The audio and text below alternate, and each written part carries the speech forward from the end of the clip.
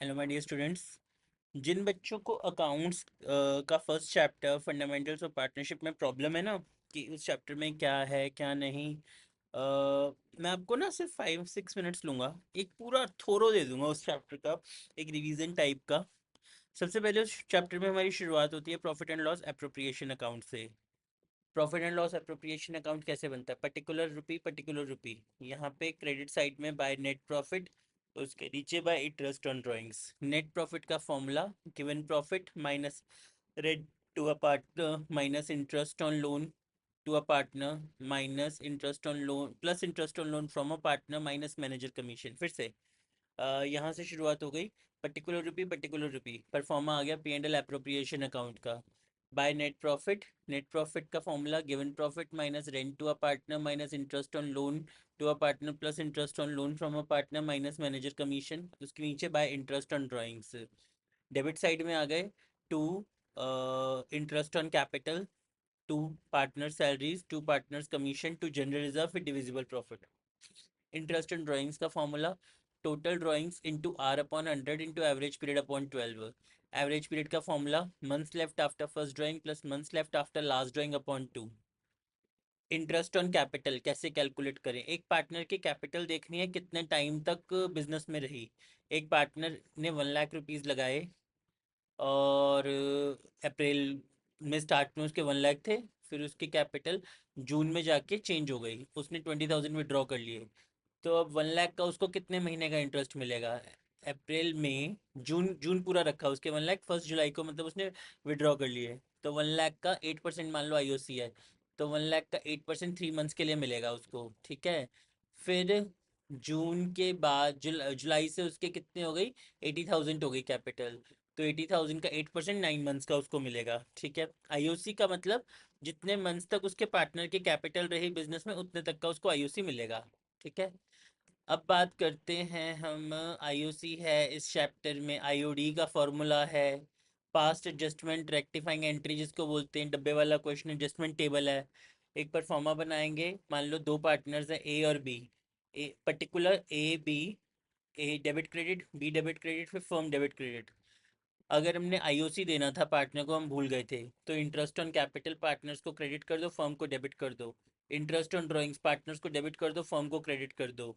Salary देनी थी, दोनों को क्रेडिट कर दो, क्या कहते हैं, पार्टनर्स को क्रेडिट कर दो, फर्म को डेबिट कर दो। लास्ट में जो बैलेंस बच जाए उससे फर्म को न्यूट्रल करो। मान लो फर्म का क्रेडिट आ रहा है 80,000 और डेबिट आ रहा है 50,000, तो 50,000 डेबिट में डाल दो, फिर पार्टनर्स को क्रेडिट कर दो। लास्ट में रेक्टिफाइंग एंट्री निकल आएगी, सारा टोटल करो। ए का टोटल है 60,000 डेबिट का, और ए का टोटल है 50,000 क्रेडिट का। तो डेबिट में 10,000 आ गया, इसी तरह से बी का आ जाएगा, ठीक है ना। तो एक रेक्टिफाइंग एंट्री तैयार कर लो, ठीक है। प्रॉफिट एंड लॉस एप्रोप्रिएशन हो गया, इंटरेस्ट ऑन ड्राइंग्स हो गया, इंटरेस्ट ऑन कैपिटल हो गया। इंटरेस्ट ऑन ड्राइंग्स का फॉर्मूला एक बार फिर से, total drawings into R upon 100 into average period upon 12। Average period का formula months left after first drawing plus months left after last drawing upon 2, ठीक है। फिर उसके बाद इंटरेस्ट ऑन कैपिटल, जितने महीने तक पार्टनर की कैपिटल रहेगी उसका वो मिलेगा उसको। आईओसी पास्ट एडजस्टमेंट डब्बे वाला क्वेश्चन, जिसको रेक्टिफाइंग एंट्री बोलते हैं। इसमें एक गारंटी ऑफ प्रॉफिट का पार्ट, गारंटी ऑफ उसका प्रॉफिट का क्वेश्चन आएगा। जो एक पार्टनर को गारंटी मिलती है, अगर किसी ने पार्टनर को गारंटी नहीं दी प्रॉफिट की तो फर्म गारंटी देगी। अगर किसी इंडिविजुअल पार्टनर ने गारंटी दिया तो उसका प्रॉफिट माइनस कर दो, और जिस पार्टनर के पास गारंटी है उसमें प्लस कर दो, ठीक है।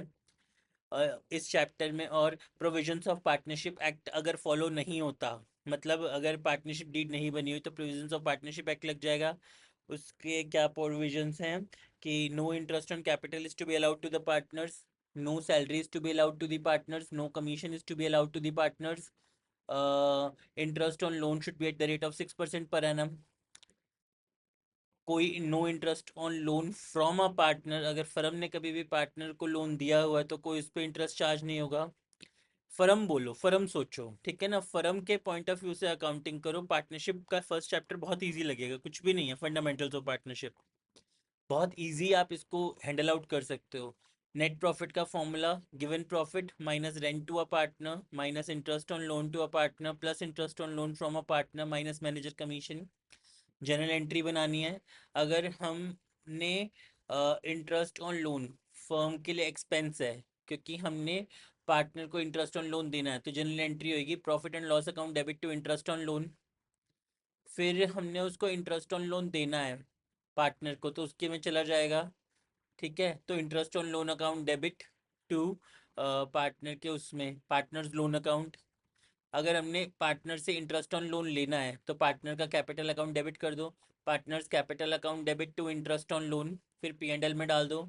Interest on loan account debit to profit and loss.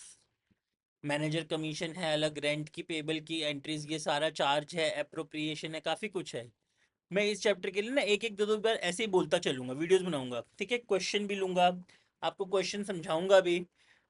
Just इस चैप्टर को ना ओवरव्यू में करते हैं, मतलब बार बार बोल बोल के कि इस चैप्टर में क्या क्या है। प्रॉफिट एंड लॉस एप्रोप्रिएशन है, इंटरेस्ट ऑन ड्राइंग्स है, इंटरेस्ट ऑन कैपिटल है, फिर रेक्टिफाइंग एंट्री है, ठीक है, फिर उसके guarantee of profit to a partner के क्वेश्चंस हैं, मैनेजर कमीशन है। मैनेजर कमीशन अगर बिफोर चार्जिंग है 10% तो 10/100 हो गया, अगर आफ्टर चार्जिंग है तो 10/110 हो जाएगा। ठीक है ना, इसको इसी तरह से बार बार रिपीट करते हैं, क्वेश्चंस पे भी आएंगे, कॉन्सेप्ट पे भी आएंगे, जितना बोलेंगे करेंगे हो जाएगा। ठीक है ना, थैंक यू।